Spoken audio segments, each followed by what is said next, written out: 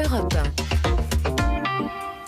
Nous sommes ensemble jusqu'à 16h pour votre émission santé. À mes côtés, toujours bien sûr, le docteur Jimmy Mohamed. Et à présent, nous accueillons par téléphone le professeur Francis Berenbaum. Bonjour. Bonjour. Merci d'être sur ce plateau avec nous par téléphone. Vous êtes chef du service de rhumatologie de l'hôpital Saint-Antoine à Paris. D'abord, comment allez-vous ? Comment s'est réorganisé votre service depuis le début de cette crise ?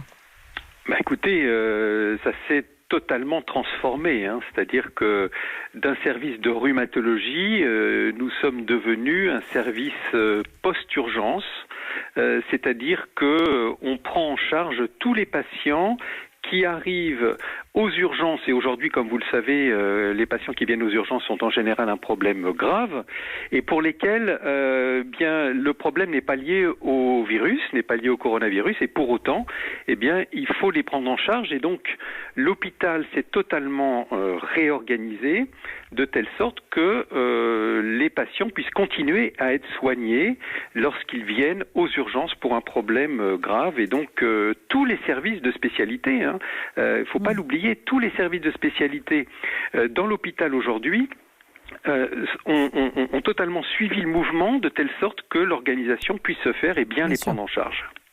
Docteur Jimmy Mohamed ? Oui, professeur, j'ai mes souvenirs d'internes qui sont pas si loin ou de l'époque où je faisais des gardes aux urgences et je sais que c'était toujours très difficile d'avoir des lits de rhumatologie pour des malades à hospitaliser ou même des malades qui pouvaient être suivis.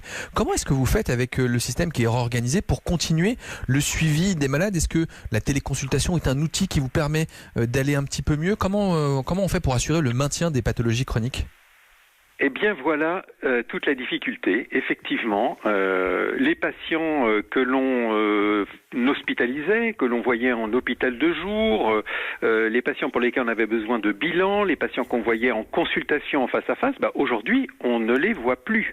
Donc il a fallu trouver d'autres moyens. Le seul moyen qui est à notre disposition aujourd'hui, c'est de faire une consultation par téléphone, parfois au mieux avec visio, mais bien souvent c'est pas le cas.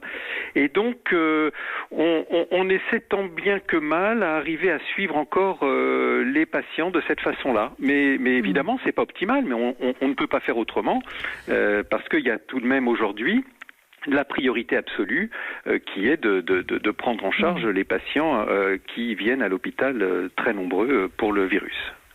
Et justement, professeur Berenbaum, je vous suis un petit peu sur les réseaux sociaux, notamment sur Twitter. J'ai vu un jour, vous aviez posté, j'ai vu 20 patients en téléconsultation, 20 de vos patients habituels, j'imagine, et vous disiez, je ne comprends pas, ils me disent tous, docteur, je vais très bien.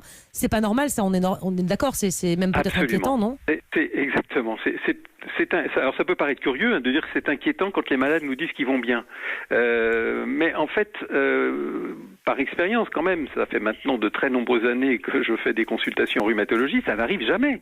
Une consultation, on va dire en gros, c'est 2/3 de patients qui vont bien et 1/3 de patients qui vont pas bien, pour lesquels il faut rééquilibrer le traitement, essayer de voir un petit peu ce qui se passe. Ces maladies chroniques, c'est ça en fait. Les maladies chroniques, c'est des patients qui globalement, lorsqu'ils sont stabilisés, vont bien, mais il y a toujours une partie qui vont pas bien. Là, Franchement, ils vont quasiment tous, en tout cas c'est ce qu'ils nous disent. Ils vous mentent, ils culpabilisent, ils ont peur que vous les envoyiez à l'hôpital. Enfin, c'est la crainte selon vous ? Ouais. Écoutez, il faut faire quelques hypothèses. Alors moi j'ai quelques idées. La première, c'est que on entend parler bien évidemment de tous ces décès qui sont liés au Covid, de toutes ces formes graves, et du coup, les patients, je pense, consciemment ou inconsciemment, se disent bon, après tout, j'en suis pas là, je vais pas me plaindre. Voilà. Donc je pense que la première explication, c'est je vais pas me plaindre. J'ai déjà de la chance d'être encore en vie. C'est pas pour aller me plaindre auprès du docteur que j'ai des douleurs, que j'ai des difficultés pour marcher.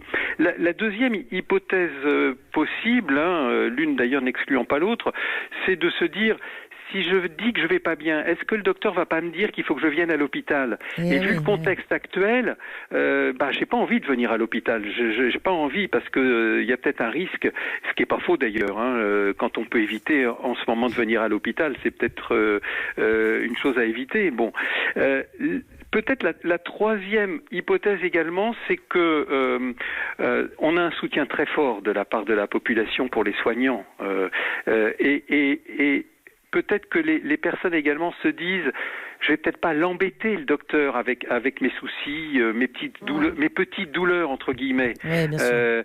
Et donc ça peut être aussi une explication. Au bout du compte, moi ça me fait peur. On parle aujourd'hui d'une troisième vague. La première vague, c'est l'actuelle. La deuxième vague, c'est le risque éventuel qu'il y ait à nouveau une poussée de Covid. La troisième vague, ce serait la poussée des maladies chroniques qui vont être totalement déstabilisées par la situation. Je parle pour ma discipline, la rhumatologie, mais je pense que c'est vrai pour toutes les disciplines qui suivent des patients avec maladies chroniques. Jimmy ? Professeur,